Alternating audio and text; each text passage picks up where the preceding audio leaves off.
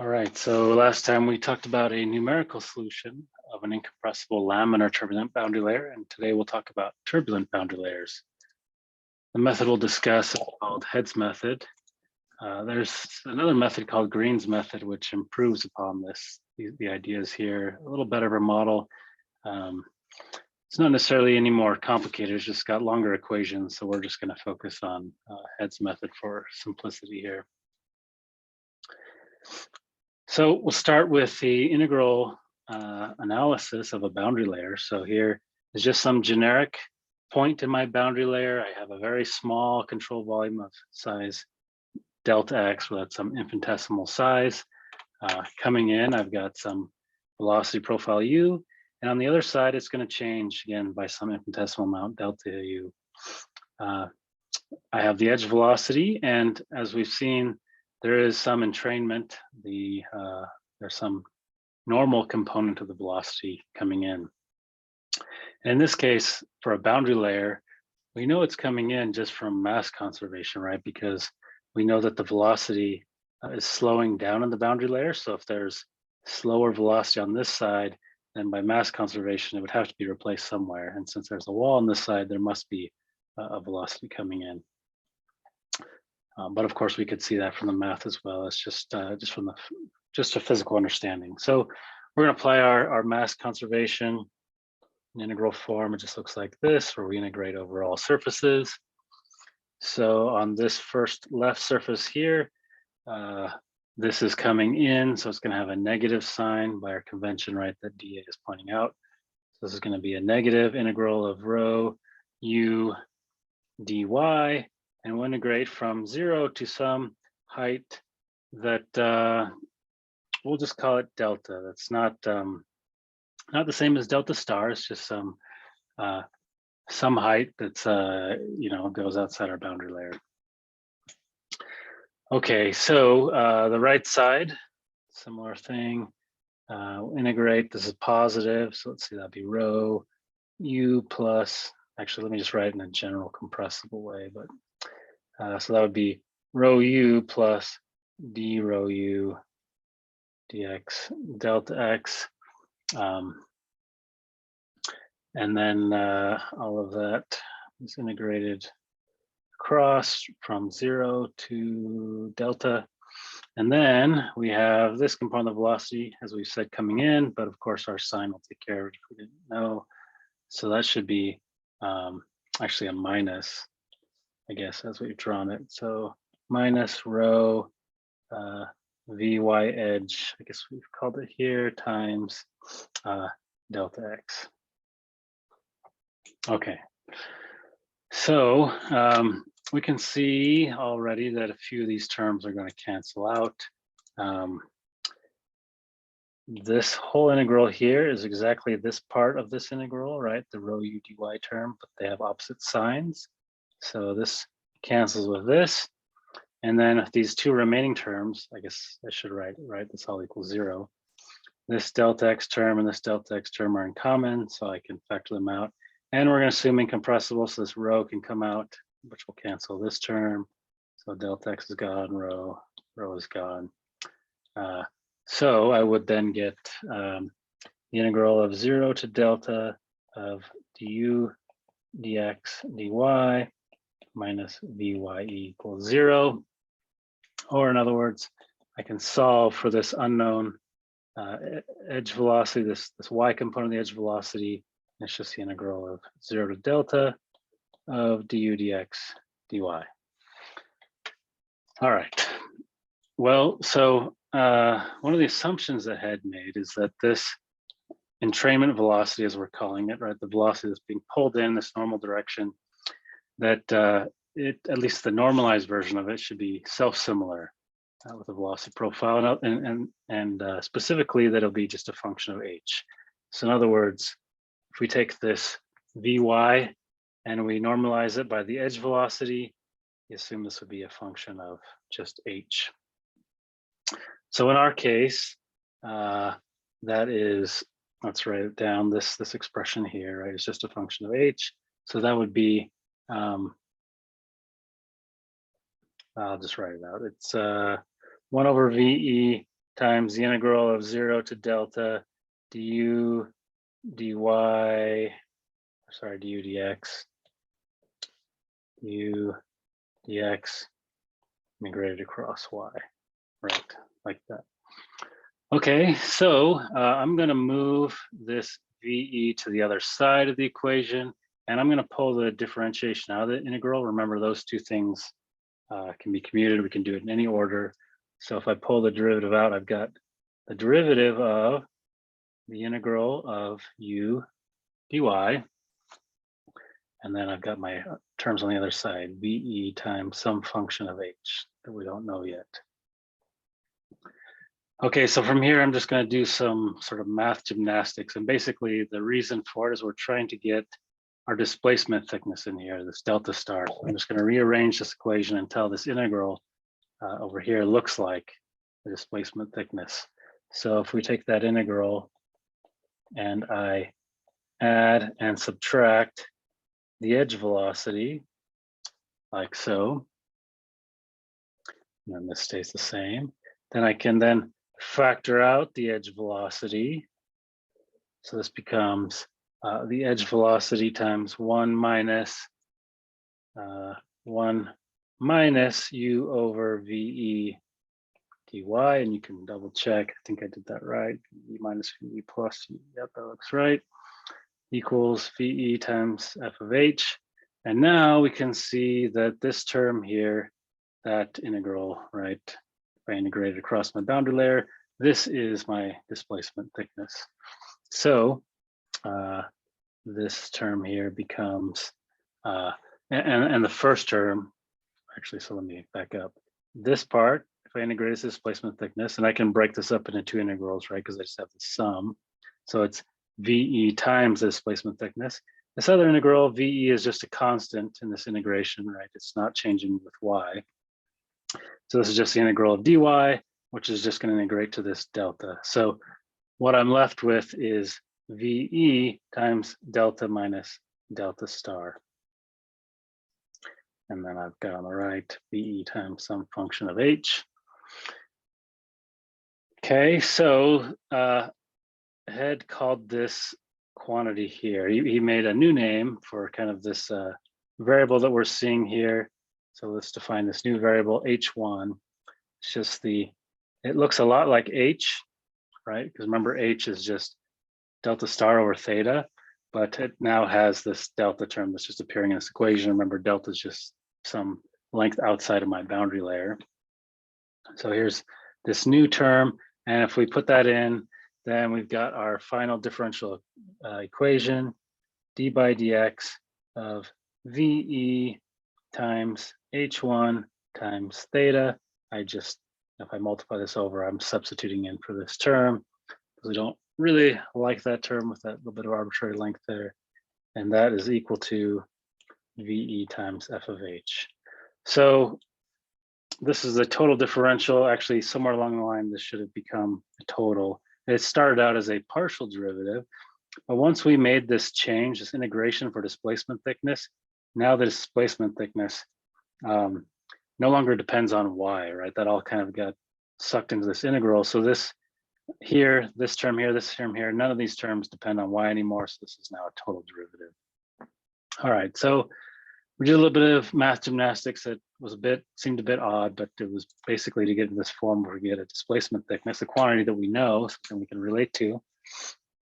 And we have now this differential equation, but there are a couple of parts that we don't know.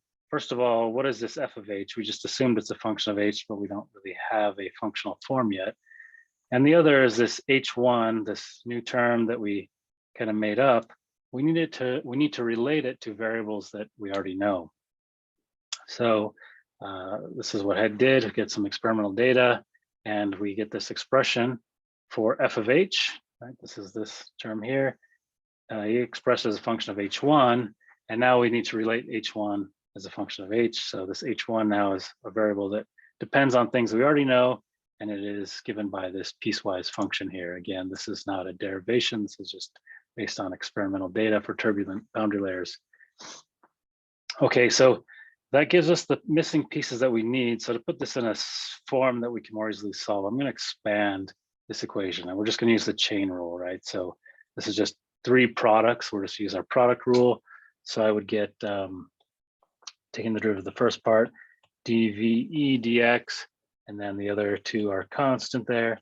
And then I take the derivative of the second term, d theta dx, and then I'm left with my other ones. And then I take the derivative of the last term, dh1 dx, and then I'm left with ve and theta, and all of that equals ve. And I'm going to leave it in this form f of h, but remember it's just this thing here. So we could write that out as actually, as we've written, is a function of h1, but h1 is a function of h. So either way you want to think of it, I'll just write that out like that.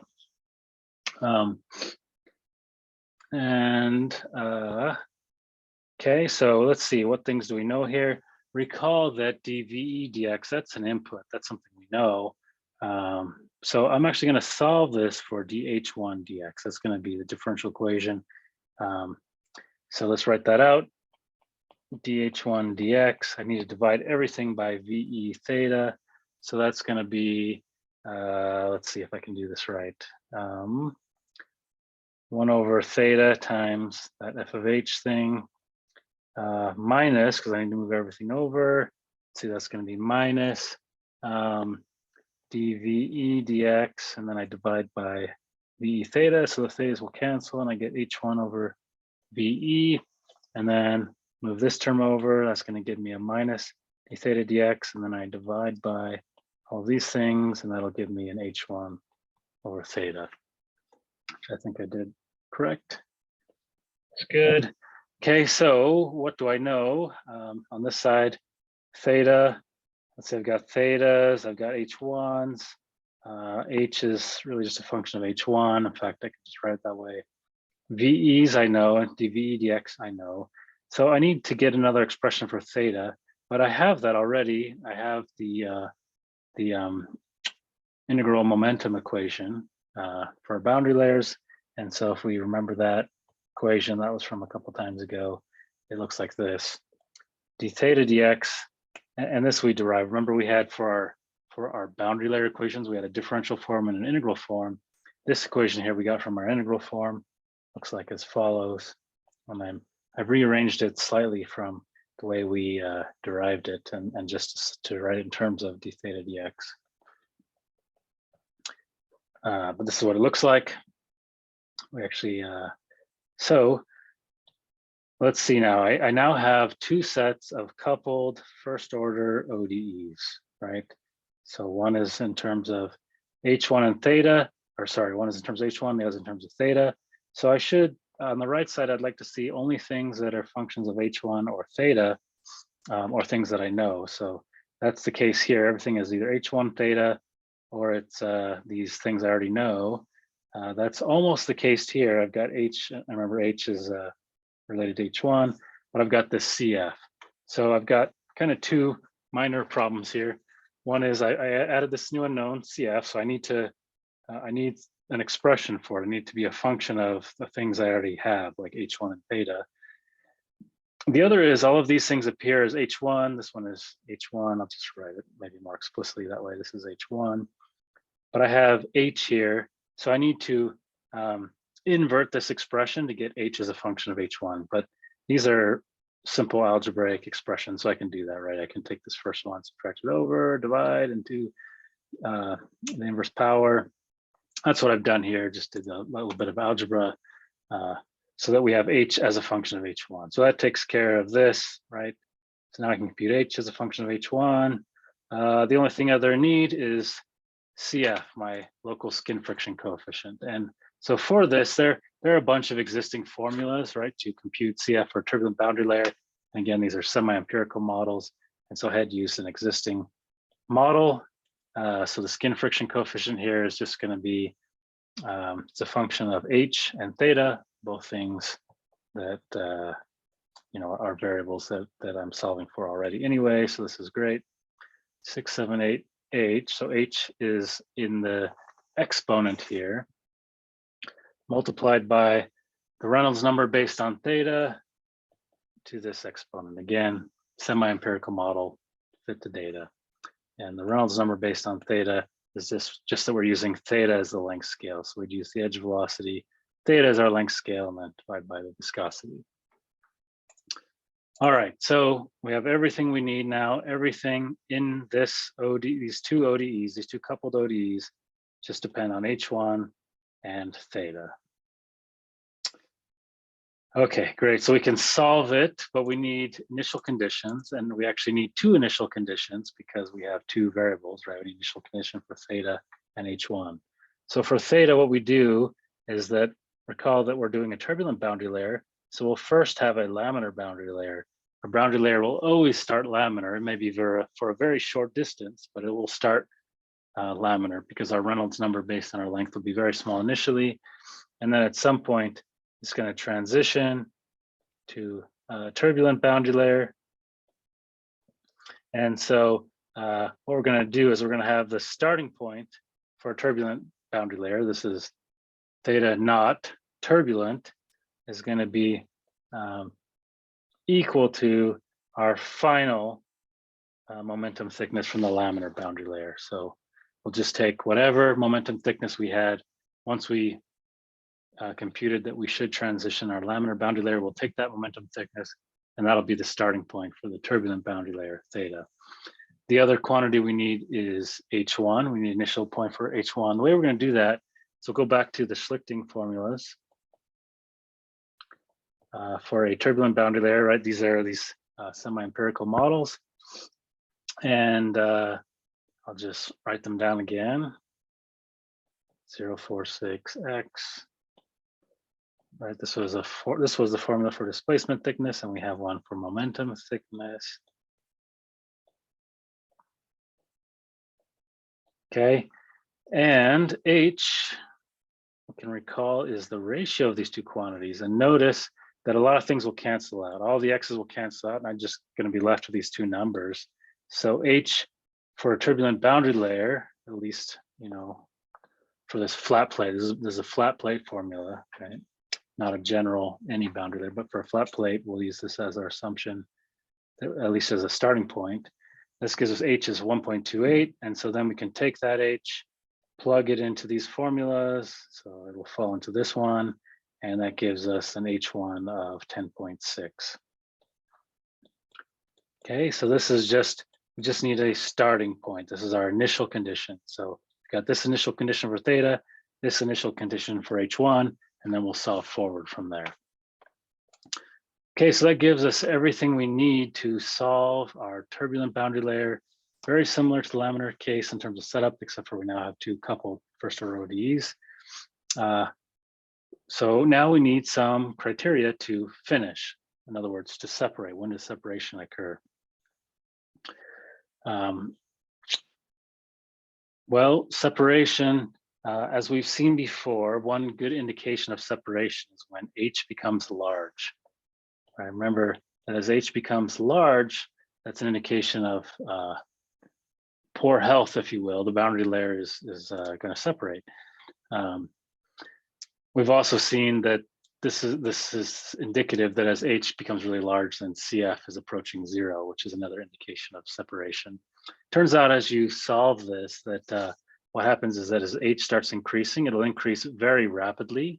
And so the exact point that we pick for H is not super important. So typically we'll use a value of, say, H equals 3 to indicate separation, right? And let's say this is, so here's X, right? And this is H. Let's say this is H equals 3 is right here. So whether I pick 3 or like 4 or something else, right? You can see that the point is going to be very, very close because of this very steep slope. So it's not really important exactly what that number is to get that precise. So 3 is a value that's typically used. Okay, the other thing we need then, as we've said, is that we need to figure out where we transition, because we have to solve a laminar boundary layer first. So we need to know when to stop that. So we know when to stop the turbulent separation. We have to talk about the transition. So actually, I'm going to jump over to that and come back to this. So for transition, there are actually a lot of methods out there. I'm only going to talk about a simple one, but before I do that, I'll talk about a more complete method that will motivate the simple method. A commonly used method is called the e to the n method. This is what's used in X-foil, for example, but it's just based on linear stability theory. And the idea is that for a given Reynolds number, we would predict transition if we put in a disturbance, say I put in some disturbance, and if that disturbance gets amplified by some critical factor, which we will say is e to the n, and n is a user chosen parameter for how big of a disturbance we think is warranted for transition. So a typical value is, say, 9. So that means that e to the 9th is about 8,000. So that means that a disturbance would be multiplied by 8,000 times. So, it's based on these boundary layer equations. We assume these kind of sinusoidal disturbances, and we get a ODE that we can then you do an eigenanalysis on to look at this stability. These equations are called the Orr-Sommerfeld equation. This is, like I said, what's used in X-foil. It's a little more complex to do, so it's not what we're going to do in the homework. But if you've used X-foil, you'll have seen that you can choose what's called the n-crit, the critical parameter, and that number is chosen based on kind of the condition of your geometry. So if you have, say, a very smooth surface, very clean conditions, like a sailplane, you might have a large n, like say 12 or 14. So in other words, it's so smooth that we think the disturbances need to be amplified quite a bit before we're going to transition, because there's not a lot of outside disturbance that's going to cause it to transition really quickly. In a wind tunnel, these are guidelines from X-foil, 10 to 12 for a clean wind tunnel. But if you've got a wind tunnel has more sort of free stream turbulence, maybe 4 to 8.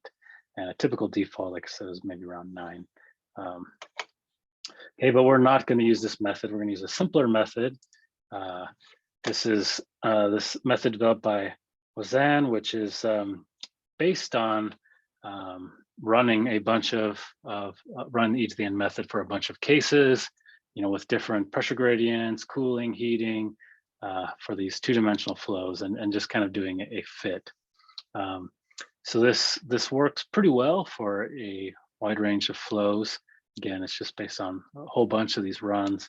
But the criteria is that, first of all, no transition will occur until h is at least 2.1. But once you're within the range, 2.1 to 2.8, you would transition as soon as the local Reynolds number hit this curve, right? So, or in other words, actually the log, the base 10 of the Reynolds number, was greater than this curve here. So you could put this in an and statement, right? You would check that if h is, greater than 2.1, once we get past this, then we're going to separate, but or we shouldn't get too far past this. But once h is at least this big, and the log of the local Reynolds number is this big, then we predict transition, and we would start our turbulent boundary layer.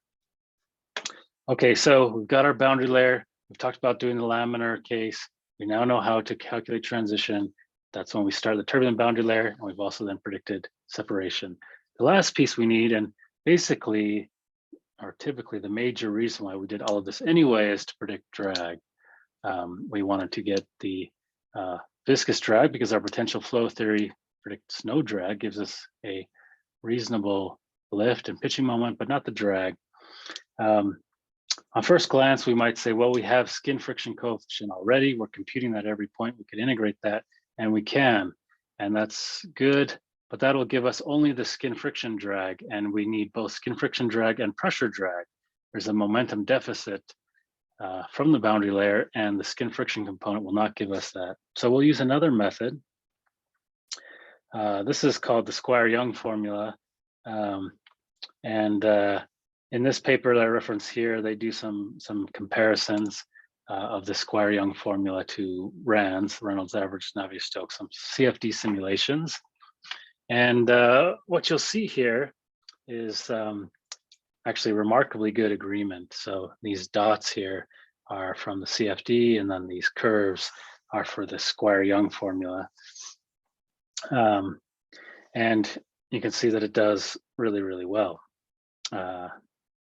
Surprisingly well for a simple formula. So let me just walk through the simple formula. What this means is that we have an airfoil, and we get a boundary layer. And again, I'm going to exaggerate the thickness of this boundary layer. And we have one on the upper surface and one on the lower surface. And at the end of that boundary layer, we're going to compute our theta. And so I wrote this as TE, as trailing edge, but it's the last momentum thickness before you separate. I just need to get theta at the very end of my boundary layer and my H at the very end of my boundary layer. And then I get the edge velocity also at the end of the boundary layer. And I compute this formula here. And that gives me the drag. And this is total drag, I should say drag coefficient, total drag coefficient from both skin friction and pressure drag. So I get the total drag, which is what I want. And I have to do it twice. So I get the theta, H, and everything for the upper boundary layer. I get a drag. And then I also do the same thing on the lower surface. And then I add those two numbers together to give me my total drag, which we would sometimes call parasitic drag, that combination of skin friction and pressure drag. If you want them separately, so for example, in X-Foil, you could see both components. We would do what we said before. We would integrate that skin friction drag across the boundary layer. And again, we do that separately on both surfaces and add them. That would give us our total skin friction drag. And we could subtract this from the total drag, and the remainder would be the pressure drag. So we could then get that last piece if we wanted to see the relative contributions. Normally, the thing we mostly care about is this total drag, but sometimes it's helpful to see the relative contributions. Okay, so that's it for our numerical solution of the boundary layers. Next time, we're going to talk a little bit about turbulence, kind of a high-level overview of theory, especially as it relates to computation, particularly CFD computation.